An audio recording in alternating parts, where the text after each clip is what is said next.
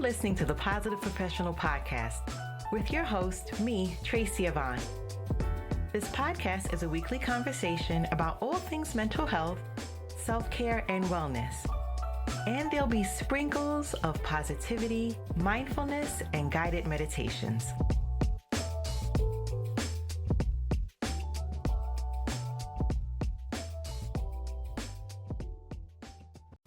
Welcome back to Season 6, Episode 2.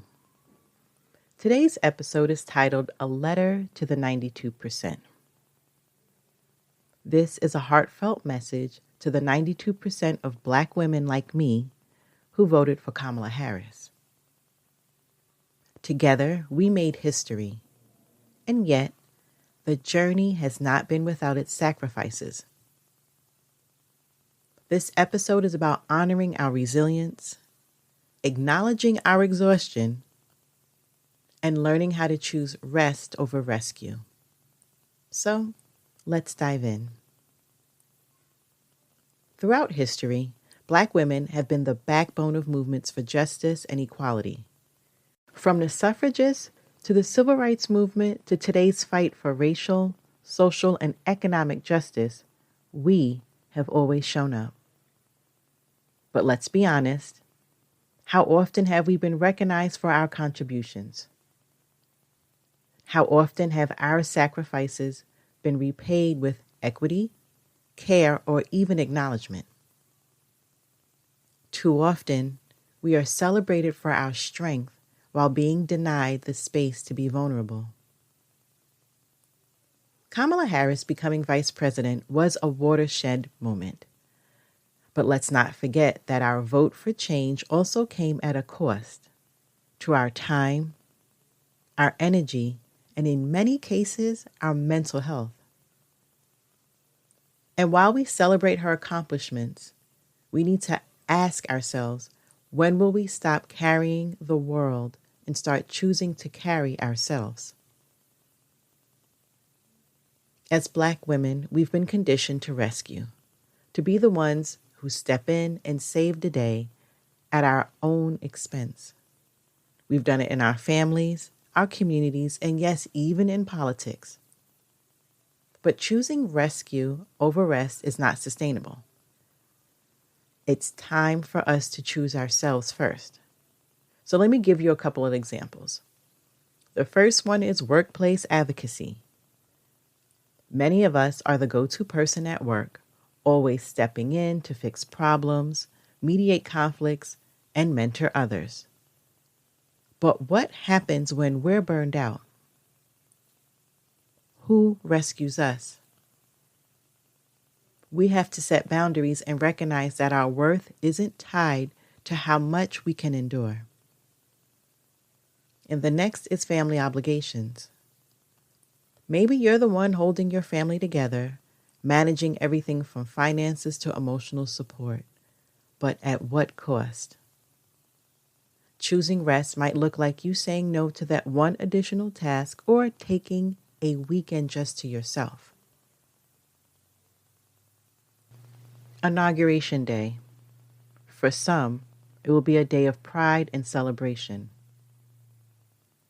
For others, it will be a day of grief for the sacrifices made and the battles yet to be won. Let's give ourselves permission to feel all of it. The anger, the pain, the exhaustion, the grief, and maybe some glimmers of hope. Let's also commit to letting this day be a turning point where we prioritize healing and self-preservation as much as we prioritize justice for others. Now I want to share with you 10 affirmations for healing. These are words to remind us of our worth, our power, and our right to rest. I am worthy of love, care, and rest. My strength is not defined by my ability to endure, but my ability to heal.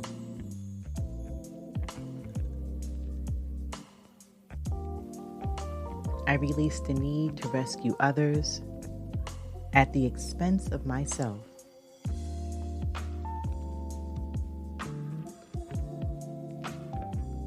Rest is my birthright, and I claim it unapologetically. I honor my emotions and allow myself to feel without judgment.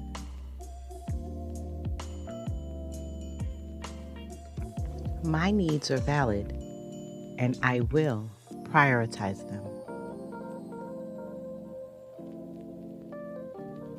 I deserve to experience joy and peace in abundance.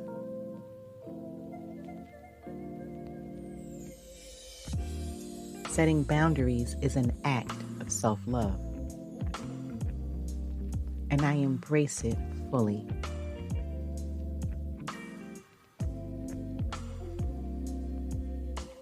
I am not alone in my journey. I am supported by my ancestors and my community.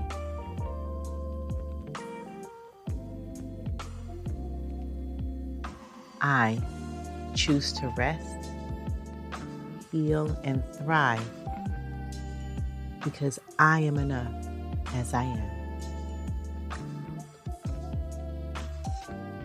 To the 92% who voted, who showed up, who carried the weight of change, this is your reminder to carry yourself first. We've done enough. You've done enough.